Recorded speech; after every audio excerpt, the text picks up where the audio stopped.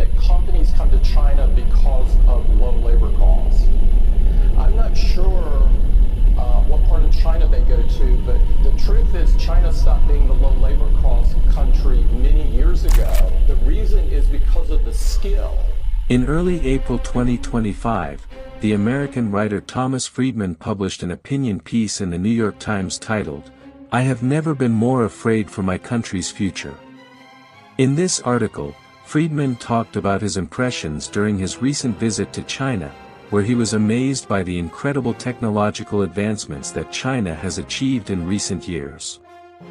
Particularly, he was astonished when he entered the massive new research center belonging to Huawei, which spans over 1,600,000 square meters and houses laboratories and facilities accommodating around 35,000 workers, engineers, and researchers. Friedman mentioned in this article that during his time in Beijing, he met an American businessman who had been working in China for decades. This businessman told him a statement that caught his attention deeply. The man said, "In the past, people who wanted to see the future used to go to America. Today, anyone who wants to see the future comes to China." This statement, in reality, is not an exaggeration at all. Unlike its reputation as a country of imitation, China has now become advanced in various important future technologies. For instance, the electric car technology that China has developed in the last 20 years in the automotive sector. This exemplifies the transformation in China's fortunes, and its relations with the West in this particular sector have completely shifted. China, which used to look up to the West in the past to learn car manufacturing, now sees European companies, especially German ones, chasing after them to learn the latest battery and electric car manufacturing technologies, which are considered the most advanced in the world. The German engineers who used to mock the Chinese before are now trying to convince them to teach and share with them the latest technologies. How this turnaround happened in just 2 decades, and how China has surpassed German, American, and Japanese technology, making it very difficult for anyone to catch up with China. In September 2007, the Frankfurt Motor Show in Germany, one of the world's largest auto shows, began. In this conference, a major confrontation occurred between the Germans and the Chinese because of one of the cars presented at the show. In short, a German importer named Karl Schlossel imported a CE SUV from a Chinese company called Shuangjuan Automobile and displayed it at the show. The officials of the well-known German BMW, when they saw the Chinese car at the exhibition, went crazy, got angry, and accused the Chinese who made the CE SUV of stealing their designs and making their car a copy of the BMW X5, according to auto experts at the time. The rear part of the CE SUV was indeed a copy of the BMW X5's rear. As for the front part of the car, it was inspired by the Toyota Land Cruiser. Anyway, the BMW officials, led by Norbert Riethofer, the CEO of the German company at the time, were upset by what the Chinese had done and swore that this matter would not end well. Based on this, BMW filed a lawsuit against Shuangjuan Automobile in front of a German court to prevent them from selling the CE SUV in Germany. BMW took this legal step even though the CE SUV did not pose a significant threat to them, given the significant differences in capabilities between their car and the imitated Chinese car. The Chinese at that time were just starting to manufacture cars and were decades behind the Germans in this industry.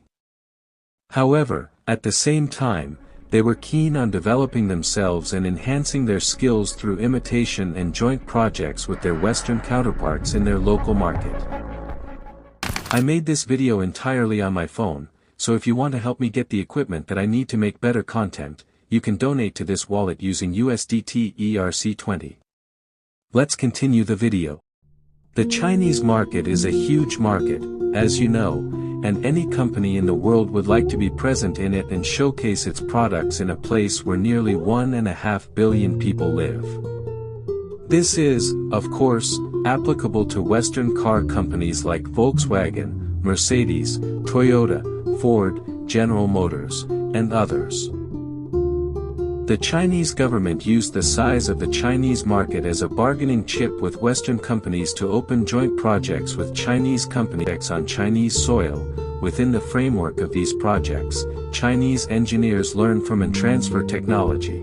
Perhaps the country that has cooperated most with China in such joint projects is Germany. Shared projects on Chinese soil. Within these projects, engineers learn from the Chinese, and the technology is transferred to them. Until very recently, the German Volkswagen was the top-selling brand in the Chinese market. The Chinese contacted Volkswagen for the first time in 1978, and 6 years later, the German company entered the Chinese market through a partnership with the Chinese SAIC Motor. It was the beginning of a journey for the Chinese to learn from the Germans. The remarkable thing in this context is that as long as the Chinese were learning from the Germans, they were very keen on showing humility and hiding their ambitions to reassure and encourage the German companies to collaborate with their Chinese counterparts.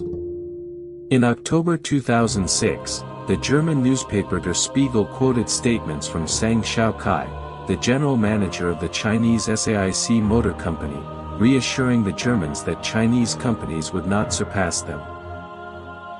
The same person who made this statement is now the chairman of the same company, SAIC Motor, which has become one of the largest car companies in the world, selling cars worth over $105 billion in 2023.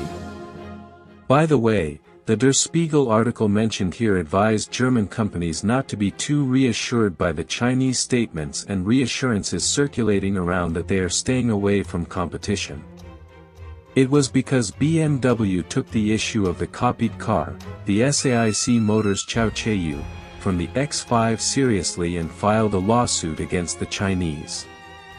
The case was decided months later, specifically in June 2008, when the court ruled in favor of BMW by compelling the German importer of the Chaocheyu to stop selling the car in Germany and destroy the existing copies there.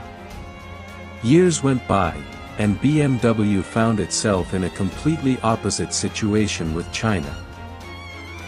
This time, the Chinese were far ahead in electric vehicle technology, and BMW and other German companies wanted to engage in joint projects with Chinese companies to learn from them. In March 2025, BMW entered a partnership with the Chinese Alibaba to help them develop software for AI-driven car navigation. The aim of the Germans with this partnership is to try to bridge the existing technological gap between them and the Chinese car giants, especially the most innovative car company in the world, BYD. Despite being a relatively new company, it has succeeded in dominating the car market in China and the world. Prior to this agreement, BMW had entered into a partnership with the Chinese Huawei to integrate Huawei's technology into its cars starting in 2026. This was also with the aim of catching up with BYD and its Chinese counterparts who have advanced significantly in software or battery technology. The situation has turned upside down and the roles have been exchanged between the Chinese and the Germans over the past 2 decades. These are statements made by a senior executive at a German car company in recent comments to the Financial Times. The man who refused to reveal his name to the British newspaper said, "In the past, the Chinese had no ideas of their own, they were just copycats." He then mentioned that recently he was presented with a list of features of the company's operating system that they wanted to develop and integrate into its cars in the future. He noticed that the features of this system matched point by point with those already disclosed by Chinese companies working in electric car manufacturing. The man who refused to reveal his name to the British newspaper said, "In the past, the Chinese had no ideas of their own, they were just copycats." He then mentioned that recently he was presented with a list of features of the company's operating system that they wanted to develop and integrate into its cars in the future. He noticed that the features of this system matched point by point with those already disclosed by Chinese companies working in electric car manufacturing. It means that what they want to do in the future, the Chinese are already doing today. Then he said, the tables have turned, and now we are in the place of the Chinese, while they have taken our place. This is true. The gap between Chinese companies and other foreign companies in any market worldwide, including Germany, is indeed significant and expanding at a terrifying pace due to foreigners' inability to keep up with the speed of development and innovation in the Chinese market. Just to give you an idea, on average, every 2 days in China, a new model is introduced to the market. Yes, you heard it right, every 2 days, a new car is launched. This is evident in the competition between Tesla and BYD in the Chinese market since 2020. By now, Tesla has released 4 new or updated models in the Chinese market, while BYD has introduced around 130 models during the same period. The staggering pace has made it challenging for most companies, especially foreign ones, to keep up with the advancements in the Chinese electric car market, such as battery technologies, assisted and autonomous driving systems, information systems, entertainment systems, and more. Hence, it's not surprising at all that the market share of foreign companies dropped to 31% in the first 2 months of 2025, the lowest level in history. Chinese companies, which were not significant players 20 years ago, now dominate over 2/3 of the world's largest car market, at the expense of foreign companies that lost the battle for market share in China and are now on the back foot. Additionally, losing a significant portion of the global market to Chinese companies that possess many advantages in technology and cost is a reality.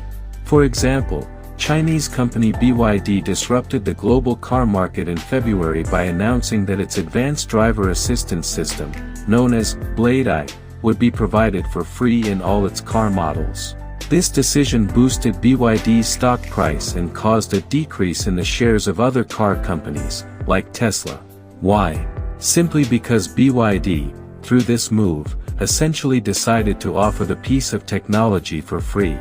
In short, BYD's driver assistance system is highly advanced, offering drivers many benefits not available in regular cars, such as remote parking, adaptive cruise control, automatic lane keeping, obstacle avoidance, emergency braking, traffic jam assistance, highway maneuvering assistance, multi-layered sensing network, and other features that make you feel like you're driving a spaceship. Car companies in the electric car market, like Tesla and others, also have driver assistance systems similar to BYD's. Furthermore, even though Tesla offers a similar but paid feature, advanced driver assist system, priced at $8,000 with a monthly subscription of $99, generating significant revenue for the American company, BYD could also earn billions from its driver assist system, especially after its sales surpassed Tesla's. Despite this, BYD decided to provide this system for free on all models, including the affordable ones like Single, priced at only $9,500. Most of BYD's competitors do not offer the system except in high-end models. This positioning has led BYD, as a leader in the electric car industry worldwide, to compel its competitors, whether Chinese or foreign, to provide the driver assist system for free. They are working towards making it a standard feature in all cars, akin to seat belts. Competitors who have been considering the advanced driver assist system as a significant revenue source over time will have no choice but to offer it for free to their customers, or they risk losing their market share to BYD, which has already surpassed them in cost and technology. Following this bold move, within weeks, BYD shook the market for the second time by announcing a new charging system for its electric car batteries called the Super E platform, capable of charging its car batteries in just 5 minutes for a range of 470 kilometers. See you in the next video that I will talk about how dollars scammed the world.